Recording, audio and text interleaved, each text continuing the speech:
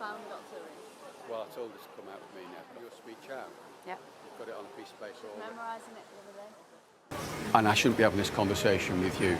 I should be at home at this time having dinner or going to the pub with David. And it's not possible to describe the feeling of having your son murdered in such a pointless way.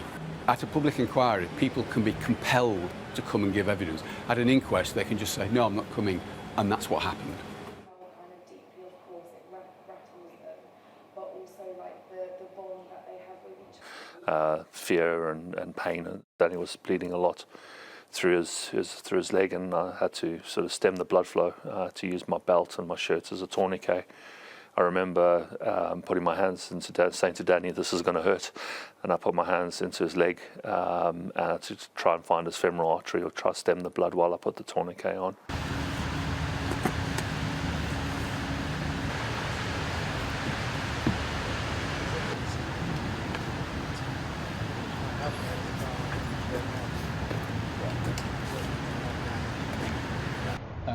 The one that particularly strikes me, particularly having been involved subsequently in leading national approach to counter-terrorism work, there were two massive changes that have improved our ability to protect the communities for the better.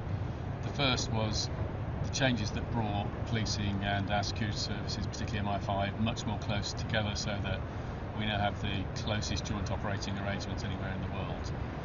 And secondly, counter-terrorism work became something that wasn't just about what was based in London, and a network was built with bases in all of the regions across the country, and that partnership and that reach across the country has created something far stronger and far more effective at protecting communities than we had before that day.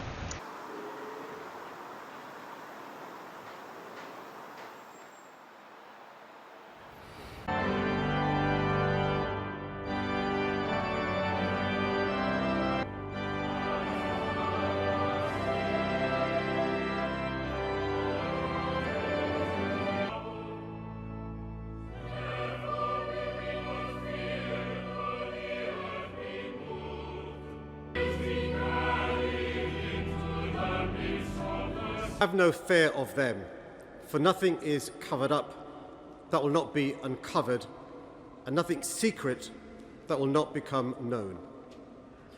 What I say to you in the dark, tell in the light, and what you hear whispered, proclaim from the housetops.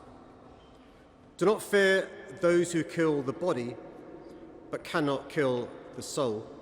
Rather, fear him who can destroy both soul and body in hell. When 4 bombs exploded on the 7th of July 2005, lives were destroyed and the flame of hope faltered for what seemed like an eternal moment. For many people, nothing was the same again. And yet everything was the same again, because the good which is in Londoners and the countless visitors who they host at any given moment is not erased by hatred or by threat, or rather is fostered to produce a harvest of hope for each generation. Anna Brandt, Kieran Cassidy,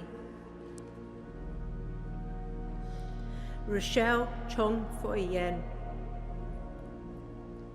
Elizabeth Daplin, Arthur Frederick, Carolina Gluck, Gamze Gunnerol, Lee Christopher Harris, Bajera Ikiyagu, Emily Jenkins, Lee Braisden, Benedetta Chiachia,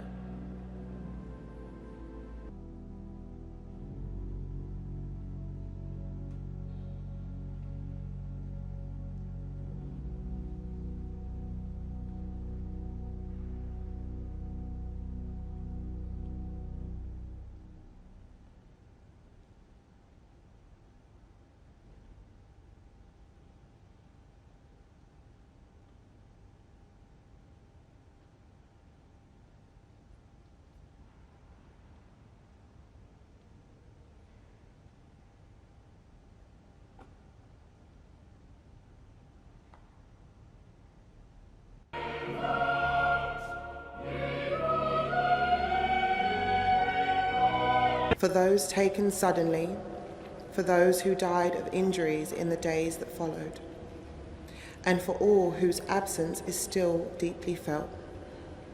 Trusting in God's eternal embrace, may we find comfort in remembrance and hope in the promise of eternal life. Lord, in your mercy, hear our prayer.